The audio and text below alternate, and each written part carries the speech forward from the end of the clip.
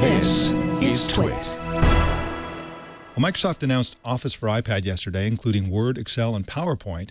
4 years in the making, Office for iPad is getting generally positive reviews, and it's free to download, but the free version allows only the ability to read but not create or edit Word documents. You can, however, edit Excel spreadsheets and present with PowerPoint documents with the free version.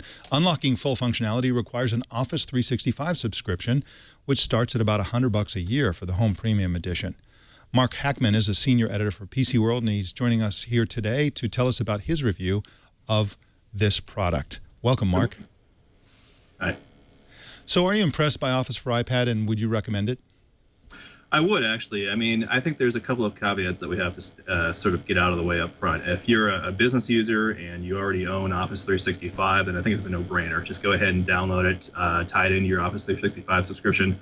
Office 365 Home Premium comes with a license for 5 PCs and 5 tablets. Office for iPad will take up one of those, but I think it's probably a rare family that actually owns both 5 PCs and 5 tablets. Quite frankly, I was really impressed by it. I think that it's certainly the Office that you know and love, but it's sort of distilled down to its basics, and it's also sort of it fits very nicely within the iOS aesthetic. It's like I said, it's basically a no-brainer. If you like Office, if you have an iPad, I would go get it. But Mark, is it too little too late at this point? I mean, have a lot of consumers and users already moved on beyond needing Office on tablets? I mean, I think it's a valid question. I personally think that just given the fact that, if you look at the app downloads today for iOS, I think, Excel and Word and Excel and PowerPoint were 1, 2, 3, and then you're also seeing them on the top 10 of the paid apps. I think there's a lot of people sort of just have sort of waited for this for a long time, and are now sort of taking advantage of this and at least checking it out. Apple takes its own 30% cut of the Office 365 subscription. So there are people obviously taking it, downloading, and paying for it. So it may in fact be too late in the grand scheme of things, but Microsoft's grand vision is to go ahead and put Office as well as its services on as many platforms as it can, and this is just part of that vision.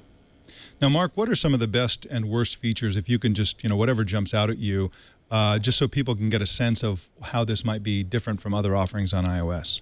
Sure, absolutely. I think that far and away the best feature of it is simply the way that it looks, as far as just integrating with iOS. I mean, if you use the software, it just feels very natural. It's not the laser pointer. The laser pointer isn't the best feature?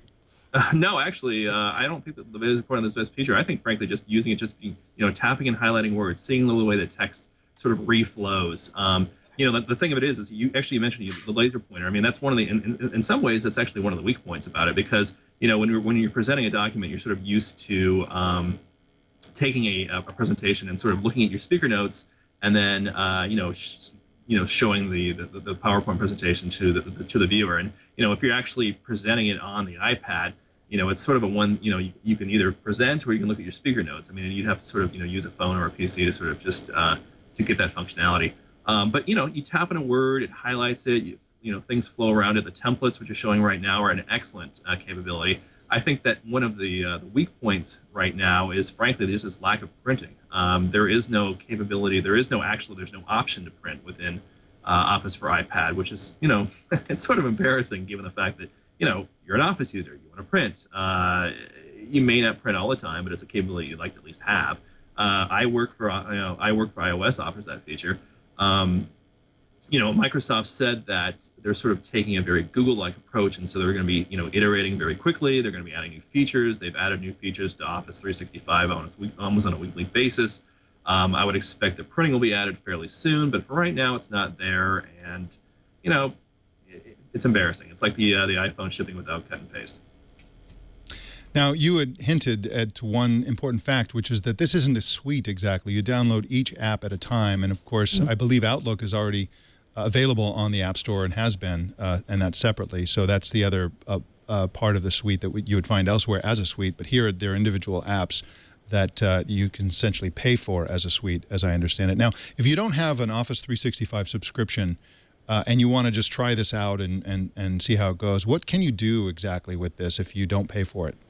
Oh, basically, well, somewhat very little, I suppose. I mean, you can actually view documents, and you can actually connect to. Well, first of all, you can view documents, which is useful in itself, and you can actually connect it to a OneDrive account and take documents from that and view them as well. But that's essentially it.